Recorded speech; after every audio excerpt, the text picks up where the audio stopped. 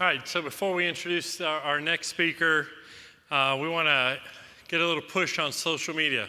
All right, so we're going to hashtag NoteExpo, leave out the 2018, hashtag NoteExpo, and our social media and marketing team is going to be monitoring that, and during the reception, they are going to randomly select somebody's hashtag, and we'll have a prize for you on that tomorrow, okay? So, between now and the reception, talk about what a great time you have, what an awesome host there's been up here on stage. Hashtag Bob Repass, you got that? Hashtag, boy, it is awful bad on the laughs on the jokes here. Russ, I may have to have you up here as stand up, right? All right, who wants to hear about owner financing? All right, well, we've got somebody who's done a lot of it, and Eddie's going to come tell you a little bit about his friend Mitch Stephen.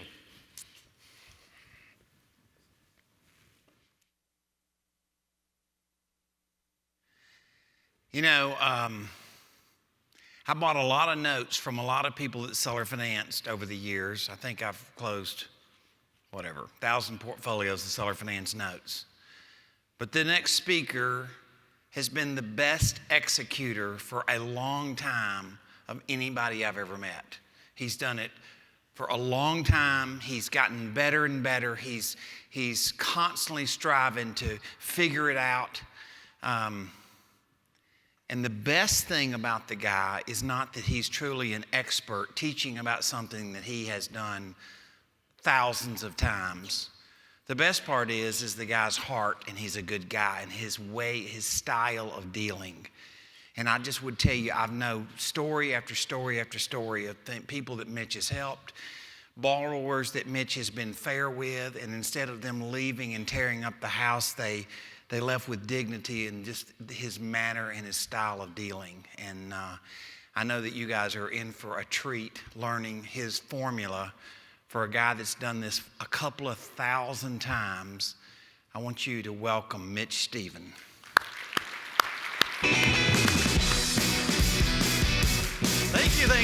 Thank you. So we got a clicker around here, Eddie. Where's the clicker? Got a clicker right there. Wow, this is a big room. This is my clicker. That's it. All right. First of all, thank you all for showing up. I'm nervous. I don't know why I'm nervous. I'm nervous today. You guys are a lot of people out there. My name is Mitch Stephen. I was going to talk a little bit about seller financing. Yes, let's get the countdown.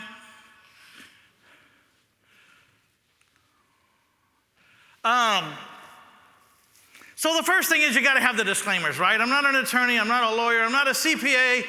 I'm just a regular guy who got booted out of college real fast and figured I needed to find out something to do to make a living.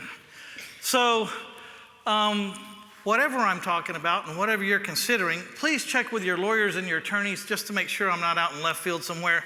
But for better or for worse, this is what I've been doing for 22 years. And it's been very good to me. I'm based out of San Antonio, Texas. I have been self-employed for well over 22 years.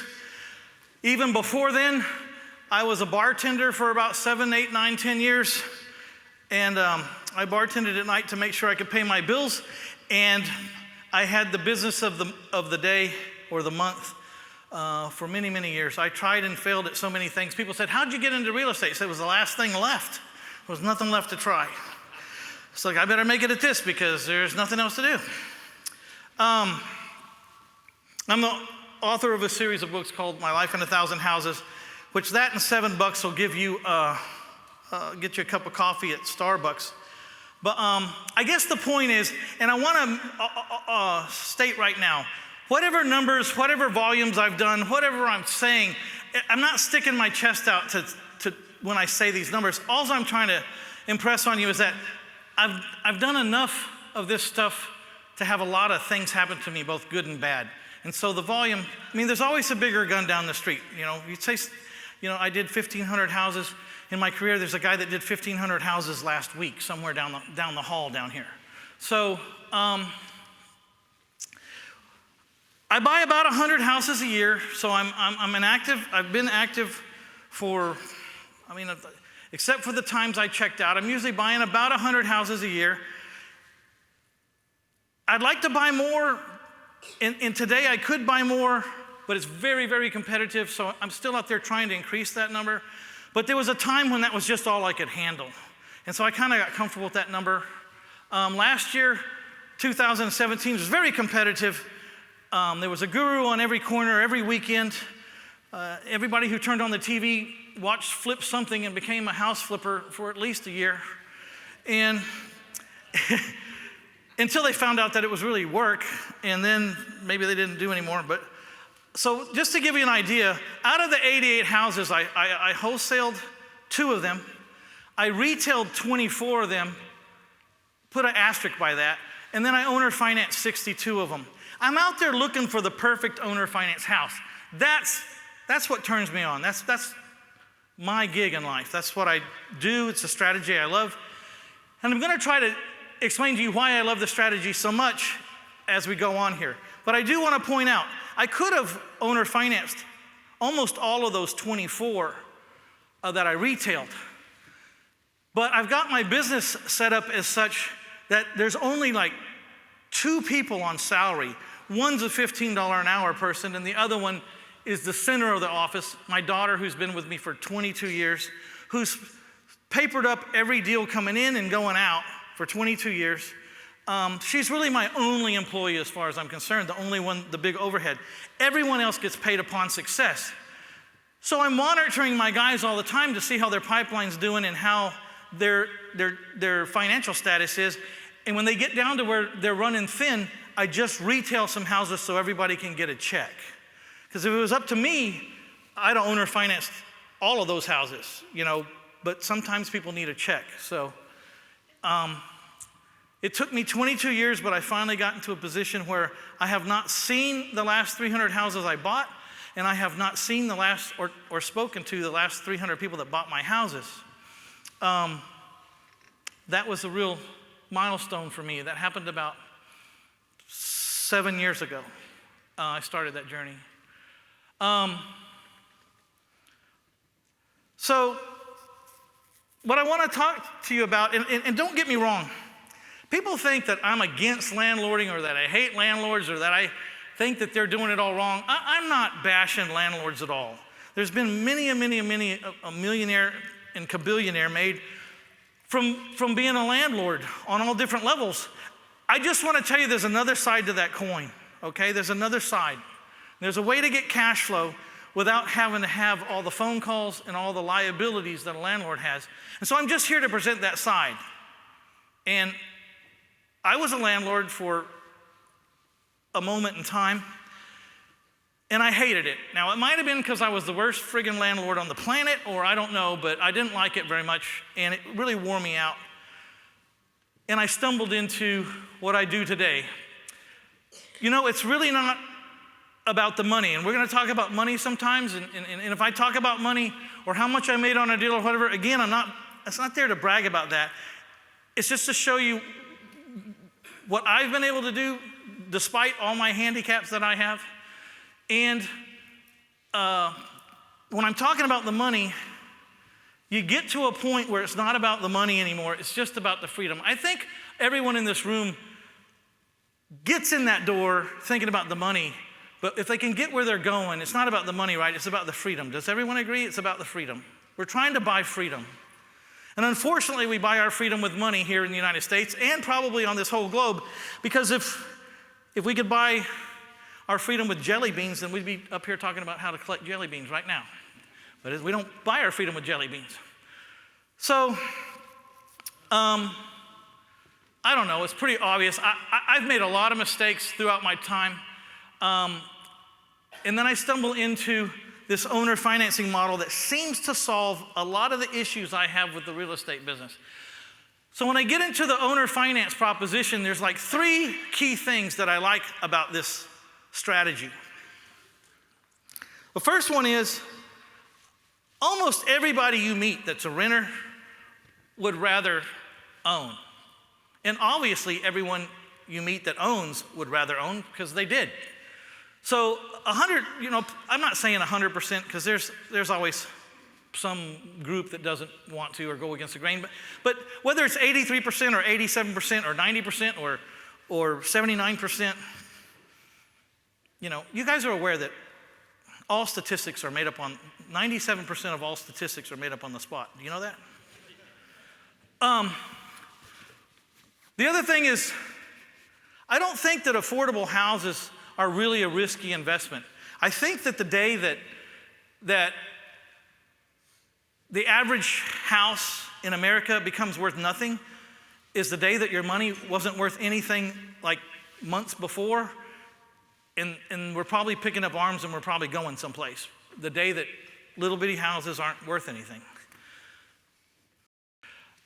I think and it's a really huge statement, so I'll never really say it. I'm tempted to say it sometimes, but I just know I shouldn't, and so I won't.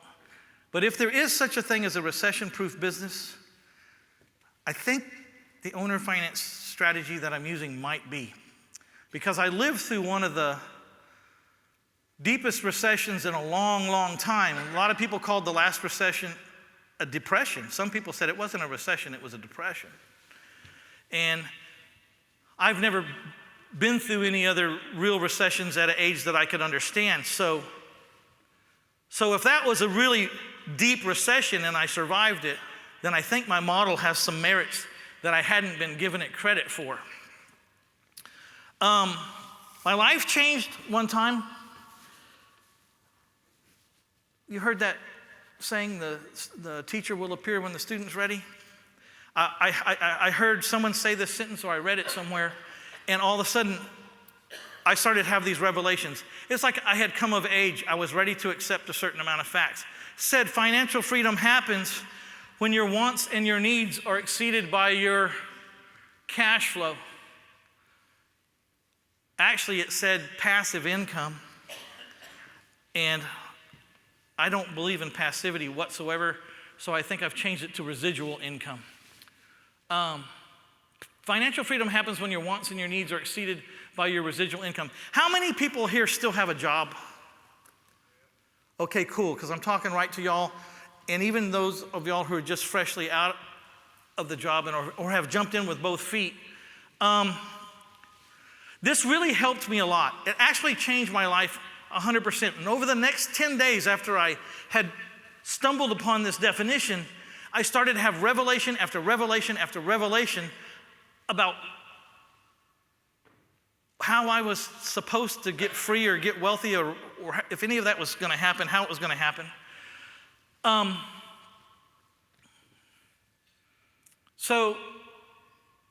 Let's back up. So, the first revelation was mathematical. My financial freedom was mathematical. As soon as I had enough income that exceeded my wants and my needs, then somewhere on a graph there was a point, and I could actually define it. It's a little tougher to figure out what your wants and needs are than you think. But how I did it, because I'm a very simple man, is I got rid of all cash and I did everything on a credit card for 2 months, and then I knew exactly where I was.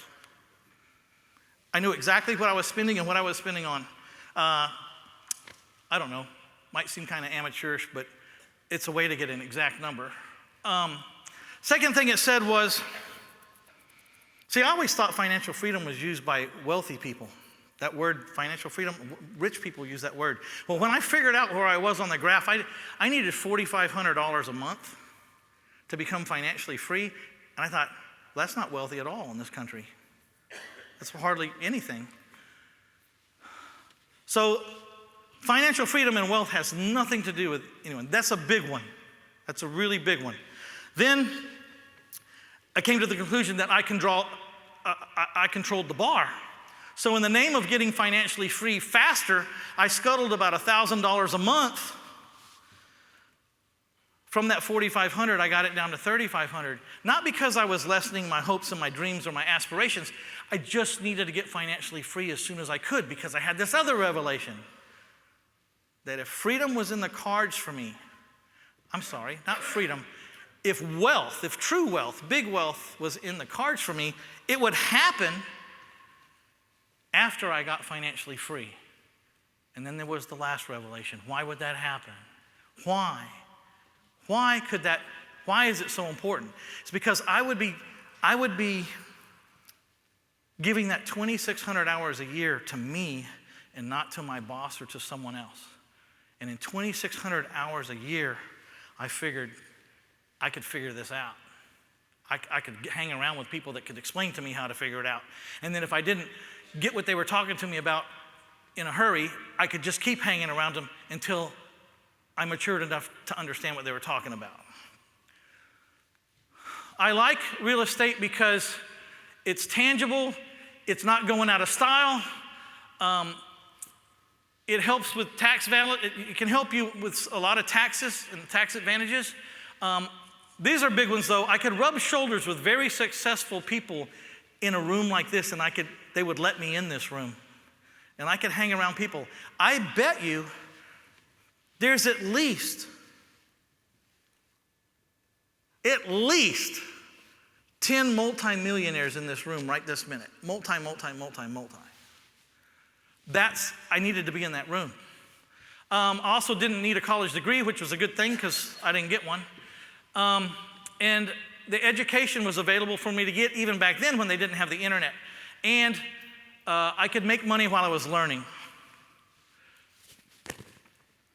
So the rental model that I was sold and that a lot of people have been sold, I'm going to cross the line here, but I think sometimes it's been the biggest myth ever.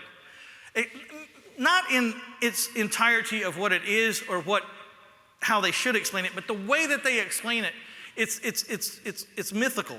It's urban legend. It wasn't working the way they said it would work for me. The model was that you'd borrow from institutions, you'd pay, your tenants would pay your houses off, the rents would increase, you'd have appreciation, you'd get depreciation, and you'd use this as a very long-range plan. The other problem with me is I'm not good at long-range plans. Things have to happen pretty fast for me, and looking 20 years down the road is not something I was really good at in my late 20s and early 30s. I'd like to say I'm good at it now, but my road's really short, so it doesn't do any good. So once upon a time, in 1996, I had about 2,500 houses, and they were supposed to make $300 a month spread. Because see, that's the first thing that when you walk into the real estate rental guru seminars, they say, all right, so you got a house that you're collecting $1,000 on, and you're paying out $600, so that's $400 a month positive cash flow, and that's $4,800 a year. Bull crap. They just assumed nothing in the world was ever going to go, and you're going to collect every payment, and that no one was going to move out, and no one was going to take the ceiling fan when they went, or the carpet, or the doors and the windows and the cabinets in the carpet, or the doors and the windows and cabinets, carpet, and the air conditioner and the hot water heater. Anyways, I can tell y'all have been there. I'm connecting with y'all, So 25, I learned really quick that 25 houses times $300 positive cash flow on paper equals zero. As a matter of fact, I think I lost 1,000. I lost and I thought, is this new math or what is this? Because it's not working like they said it was going to work. So I was forced to get an expert. Now, I wasn't forced to get an expert to fix this. I was a chicken. I was running. I was getting out. I was another don't-wanter landlord, and I wanted out. And so I hired a guy. This was, the late 90s or whatever. I hire a guy with the last $10,000 I have. As if $10,000 isn't enough, it's the last $10,000 I have. So this guy shows me how to take the same 25 houses and convert it into an income of $7,500 a month. You see, remember when I told you I call it my freedom number. I had figured out my freedom number, or the residual income that I needed was $3,500. Remember when I was talking about that? Well, that's how I got to this number, $7,500, because even I wasn't dumb enough to think that I was going to collect 100% of the rents. So I stayed with my job until I had 25 houses and was on paper supposed to make $7,500 a month. But I knew I wouldn't get it all, but I figured I would at least keep $3,500. But I didn't even keep $3,500. This guy showed me how, and I asked him. He told me when he took my $10,000, he said, I hope that you're not going to be upset with me when I solve your problem in about 24 to 48 hours. I said, no, I won't be. I said, well, how much will I get to keep of that? She said, all of it. And I said, okay, I'm in. He told me how to owner finance houses. He says, you need to go to all those 25 people and try to pick up a down payment, and then you'll sell them the house for about what you're collecting in rent, and when the money comes in, you won't have to give it back to anybody. See, that's the problem with rent. I collected the rent. I didn't know if it was mine or not. I collected the rent next month, didn't know if it was mine or not. Collected the next month, it says, well, maybe I could spend a little bit, but I'll hold on one more month. I collect the rent next month again, 4 or 5 months in a row. I say, I think I could spend some now. And then the air conditioner breaks, and I have to give it all to the air conditioner man. Apparently, it was the air conditioner man's money I've been collecting, and the roofer and all that. I was doing a hell of a job collecting the money for these guys. They love me. They love me to death. I was like a cash cow for these guys. But I wasn't making any money. So he tells me to go pick up down payments. So in about 90 days, I pick up $3,000 a house down payment. I have $75,000 in the bank, non-refundable. It's not a rent deposit. It's not a non-refundable rent deposit. It's a down payment. It's my money. And the $7,500 starts coming in and the phone calls stop. And now I've gone from not collecting any of the $3,500 I was expecting to collecting all the $7,500 that I wasn't thinking I was going to collect. And all of a sudden, the clouds have parted and the angels sing, "Lord," you know, I'm doing really good. And then the note buyers call me. Who are you? What do you do? You buy what? How do you buy that? Then they explain it to me. I sell all my notes. Long story short, within about a 6-month period after hiring my guy who I wanted to get me out of the business with my good credit and my good name, that's what I hired him to do. He taught me how to stay in the business. 22, 23 years later, I'm still in the business. And the career's been worth millions and millions and millions of dollars to me because I hired the right guy. And I was ready, and he, instead of showing me how to get out of the business with my name, he showed me how to stay in. The note buyers call me. Long story short, I got $500,000 in the bank account. I'd never seen $75,000 in the bank account, much less $500,000. You remember the teacher will appear when the student's ready? I learned about the IRS that year.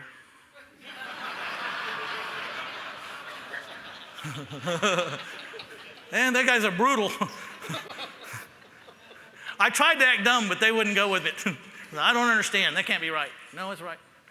The problem is as a landlord, you're responsible for everything. The only thing that, there is some redeeming factors. The appreciation and the depreciation of being a landlord are the two main things. The appreciation and the depreciation. Someone please remind me in about 10 minutes to revisit the word appreciation. So, let's say a typical owner finance deal. This is typical. I do this almost every day. Well, actually, I buy a house every 4 days in San Antonio, Texas. So I do this about every 4 days, something like this. I buy a property for $75,000. I borrow $77,000. Why do I borrow $2,000 extra? Because it takes $2,000 to find this guy that's going to sell me this house. Okay? And if I do about 100 houses a year and I leave $2,000 in every house, how much am I leaving laying around every year? $200,000, right? Do that 5 years in a row, you've left $1 million laying around. Who has $1 million to leave laying around the next 5 years? I don't. So I always borrow $2,000 extra, and I borrow money at 8% interest. I buy it from private lenders. It's interest only, 5 years, non-recourse collateral only loan. And in this case, my payment's going to be about $515. I sell the house for $150 with owner financing. I take $15,000 down. The buyer owes me about $135,000, and my incoming principal and interest payments, $1,185. So in this scenario, I picked up $17,000 up front, and I got paid $17,000 to create a $670 a month positive income for the next 30 years. That's pretty good, right? You could work yourself out of a job like that. Pick up 17, take $2,000, put it back in your advertising budget, keep $15 to live, and now your cash flow's up to $670. House number one. But here's the cool thing. If you take $670 worth of positive cash flow times 360 months, they still owe me $241,000. This is what I'm telling you. If you take the 241 and the 17, the total for this little deal is $258,000. This is how I saw my way to get wealthy. But this is what I really want to point out to you wholesalers out here. It is so important that you find the private money, the private funding. It's so important. It's the difference between you making a really good living and being a multi-millionaire. Because think about it. The typical, my down payment was $15,000. What is the typical wholesale fee? Shout out any numbers. Is it 10, 8, 15? I mean, can we say around 8 or 10? Is that right? Even if you want to go a little higher. My down payments are right in line with what you make at a wholesale fee. And then the wholesalers, you guys are walking away. These guys still owe me $241,000. That goes right to my financial net worth on my financial. I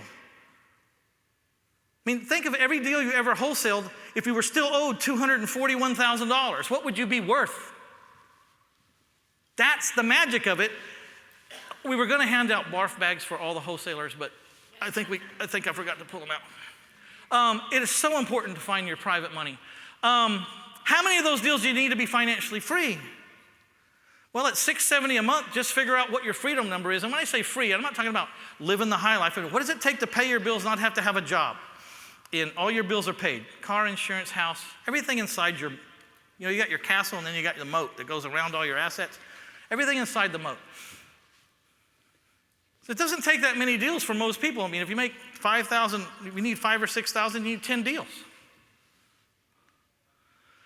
So the number one key is a person paying rent would rather pay to own. A person paying $1,000 rent, this is one of the core beliefs of my strategy. If you don't believe this, then don't do it. I've been doing it for 22 years. I know it's true. Most people would rather own if they could just figure out. So we have to start with establishing the owner finance value. What can you owner finance a house for? Completely different than what you could sell a house for or a piece of property for traditionally with a new loan or with cash. This is completely different, and you're going to want to write this down. I figured out a formula. Actually, I'm lying. I'm not smart enough to figure out any of this stuff. I hire people to answer questions for me because I'm a simple man. You take the rents and you minus the taxes and the insurance, and let's just say the rents are $1,400. Let's say the monthly taxes are $130 and the monthly insurance is $70. So you take the rents and you minus the taxes, insurance. We show up over here with $1,200. You take that number and you multiply it by 115. That's just the multiplier that an engineer from Texas A&M told me would work. It represents 10% in 30 years. So I want to know, if this guy's got $1,200 left over for principal and interest, and the terms is 10 years and 10% in 30 years, how much can he afford to borrow? And the payment be $1,200. If you multiply by 115, you get really close, but $138,000. Okay? That's how much you can afford to borrow. If he can afford to borrow $138 with a payment of $1,200, what does that make the owner finance sales price? Well, I add 10% on top, because I want a 10% down payment at least. So you add 10% to 138, and you round off a few numbers, and you get to $152,000. That's the owner finance value. That's not the MAA appraiser's value. That's not the BPO. That's not the CMA. This is the OFV. You know the ARV? You know the Mayo, the MOA? Okay. I'd like to say Mitch Stephen invented the OFV, the owner finance value formula. So it has nothing to do, and it could be 25% over traditional prices or the regular comps, because this is not based on comps. This is based on like a cap rate or an income. Okay, that's how we're arriving at the value. The other values by the appraiser and the broker and the agents out there doing comps, they're all done on comps. These people can't fit in that box. They're never going to get a loan to be one of those comps. It'll never happen. It's kind of like the tote your note car lot. It's not about the price of the car. It's what can I afford? Just make the payments where I can get it done. So, also, if there's repairs, then I subtract 50% of the repairs. Now, there's a question screaming to be asked right there. Why am I only subtracting 50% of the repairs? Because I'm testing the waters first, because most of the people that I say, it's going to take $20,000 to repair this house, they said, no, I can do it in 10. I said, no, I've been doing this for 22 years. It's going to take 20. They said, no, I can do it for 10. Then I figured out these people are not adding in their labor. I don't get free labor, but they're not figuring their labor. So if they're not going to calculate their labor, neither am I. Now, if it's a person that says, no, I just want to be, or you want to sell this to a person as move-in ready, then you're going to have to subtract 100% of the repairs for the owner finance value. So, the number one asset that we have as real estate investors is that we know how to establish value. Because if you don't know how to establish value, you're sunk from the very beginning. You're just guessing. And you have to know what your exit price is going to be. Number two was their affordable houses will always have value. And because I'm running a little short on time, I'm going to go through a value here. My favorite plan of all time is buy it, don't fix it, owner finance it. The most beautiful plan ever devised. Right, this is fix it. This is the second best plan. Sorry. Bought it for 50. I put 15 in it. Total investment 65. I borrowed the money at 8% from a private lender. My payment's $435. I sold it for $130 with a $20,000 down payment. By the way, how many of you landlords have ever showed a rental house in the under $200,000 and got a $20,000 non-refundable rent deposit? That can happen in my world. Can't happen in your world normally. I seller financed the house for $110,000 at 10% for 30 years. You also notice I'm borrowing money at 8 and I'm loaning it out at 10. So if I have out $14 million like I do today in borrowed money, I have $14 million of private people's money in houses right now. I'm making a 2% spread on my borrowed money on $14 million. Okay? Then I make the full 10% spread on the equity. So in this case, I got an incoming payment of $965. So if you take the incoming payment and minus the outgoing payment, I got paid $20,000 to create a $530 positive cash flow of which I am not a landlord.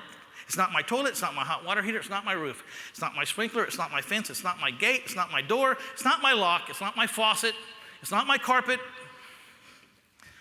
Just send the payment. Let's do an experiment. Who here has a mortgage? Let's all call our mortgage company and tell them your air conditioner's broken. Let's record what they say. All right, so I got $20,000 down, but they still owe me $191,000 in the future. Now, we all know these notes are not going to probably last 30 years, but hey, I got a chance. I'm still going to make something. They owe me a lot of money in the future, and I'm going to get my fair share of it. So there we are on a house I bought for 50 that's going to owe me causes me to increase my net worth $211,000. The best plan in the world is to buy it, don't fix it, owner finance it. Love this plan. I love it when the buyer uses their money, goes over budget fixing up my collateral, and makes my note almost impossible not to sell. There's huge ROIs. You spread your risk, and it's easier to find investors for smaller amounts of money than it is to find investors for larger amounts of money. Just run this scenario. If you got a $50,000 house and you got $20,000 worth of repairs, now you got 70 in it, right? So owner finance it for $140. Or I could just buy the house and have 50 in it and owner finance it for $100 and let the other guy fix it. I still doubled my money either way, right? It's just I only had to borrow 50 instead of 70, and I didn't have to spend 3 weeks doing the rehab and take all that risk. All the risk is in the rehab. Do we agree on that? You make your money when you buy. You lose it in the rehab. I mean, it's really hard for people to steal your lumber on a rehab when you don't do one. And the time and the risk. I just decided instead of managing those projects, it would be easier for me just to go find, in that 3 weeks, I'll just go find another house. I started honing in on just find houses, just find houses. It's not to say, now people come with me, well, you're against rehabs. No, I'm not. I got a rehab going every day of my life. 2, as a matter of fact. And they got this line of properties that are waiting to be rehabbed. Meanwhile, they're for sale as is. If they make it to where I'm ready to do them, then I'll do them. But half of them sell before I ever get to them. Appreciation. Oh, okay, appreciation. Thank you. That must be Joe. Yes. Okay, so the landlord wants appreciation. That's one of the big reasons they buy. I bought this house for $50, and I sold it for $130. How much appreciation? I did it in 30 days. How much appreciation you landlords want? Anybody want to annualize that? I had 65 in it, and I sold it for $130 in less than 30 days. Really? I just shot a hole in your appreciation market. While y'all are waiting for things to appreciate, I'm just going out and buying another house. I took all the time that I spent or was spending in property management or managing my property manager, and I just went out and found more houses. Thank you, Joe. So you buy a house for $50, you owner finance it for $100, and you watch the guy making your monthly payment go over budget, fixing up your collateral, and maybe he makes that house worth $150. How hard is it to sell a house for $100,000 note when it's worth $150 or $160? So that's what I'm looking to do. Now, fully transparent, it's a little harder to find that buyer who wants to fix the house. That's why I'm waiting. If they don't, by the time I get to that house, I figure, guess no one has a dream about fixing up this house, so I'll do it myself. But you'd be surprised how many people want to go to work and make a house their own. One of the other tricks is if the house has been a week or two and there's no action on it yet, then go fix the biggest problem. Like if it has a foundation problem, maybe that's what's scaring the hell out of everybody. I'm not going to fix everything else, but I'll fix the foundation, I'll get the warranty, I'll do all that, I'll get it straightened out. I'm still not going to fix the broken windows or pick the cat doo-doo off the carpet, but I'll fix the foundation. Everyone has to win, and that's the key. Every single person has to win. Your buyer has to win, your seller has to win, your neighborhood has to win. If you put yourself at the end of that, of course you got to make sure you win too, but if you put yourself at the end of that, everything seems to work out all the time. People, when you're talking about the Texas 100 and what this business does, it goes way further than just helping someone get a house. It helps the municipalities win. When I buy these houses at 50, they're on the tax rolls for 50 or 40 or 30. We fix them up. Now they're on the tax rolls at 120. Okay, and they should keep going up from there because they've been revitalized and they're back in the game, and they should start appreciating now like all the rest of the houses. We pay back taxes. I wonder collectively in this room how much back taxes we have paid in the last 24 months on houses. I mean, this, when you talk to senators and congressmen, these are other issues. Now, we don't want to confuse them, but the contractors win, the local stores win, and even my grandbaby is going to win pretty soon because she's going to be wealthy. And recession proof, this is very important. We need to agree on two things. Again, the core belief was that a person paying $1,000 rent would rather pay $1,000 to own. We agree on that, right? Can we also agree that in a recession, either the cause of it or the effect of it, the banks close? Can we agree on the banks are closed in a recession? They don't lend money? You guys are killing me. Help me. Okay. What happens to don't overthink this. Don't overthink this. What happens to the price of houses when banks stop loaning money to buy anything? Prices drop. What happens? What kind of houses do people live in if they can't buy houses? What kind of house are they living in? Rentals. When people can't buy houses and everybody starts renting houses, what happens to rents? A lot of pressure. What is my owner finance value price based on? In the middle of the recession, I had the only appreciating house in the friggin' country. It's true.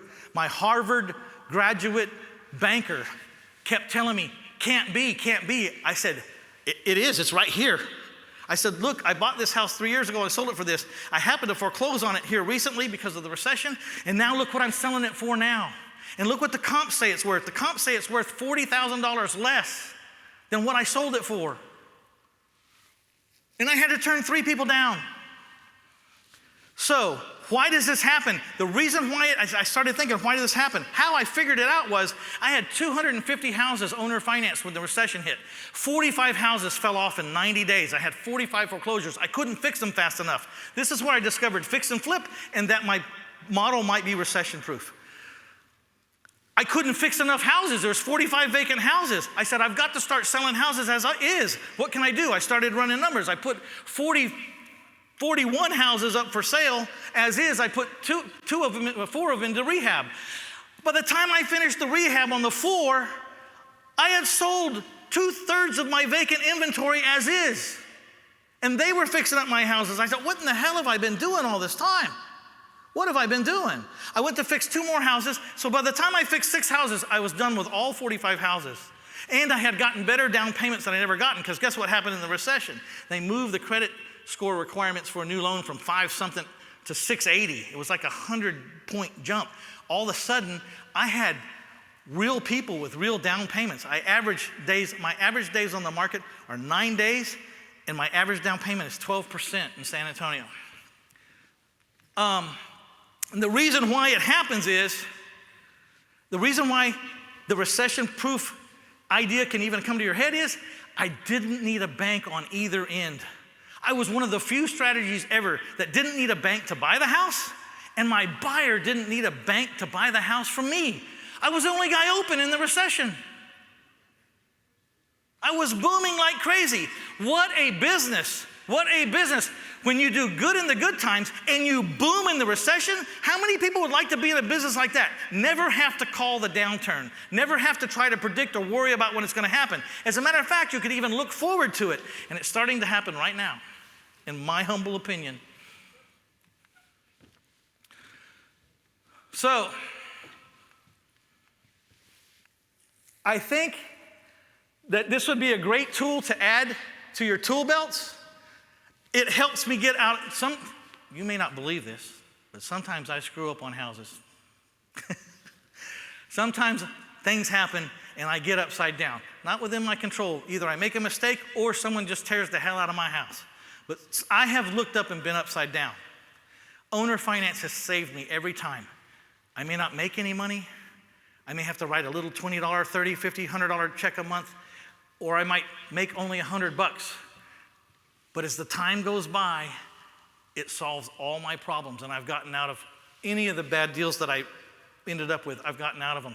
So I think I'm about out of time, guys. Am I running out of my time here? Okay, my name is Mitch Stephen, and I've been doing seller financing for 22 years. I hope I did a good job in that short amount of time, 45 minutes, trying to express to you why I'm so excited about an owner finance strategy.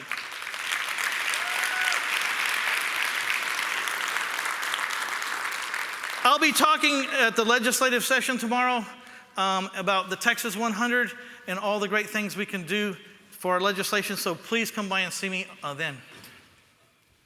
Thank you. Great job.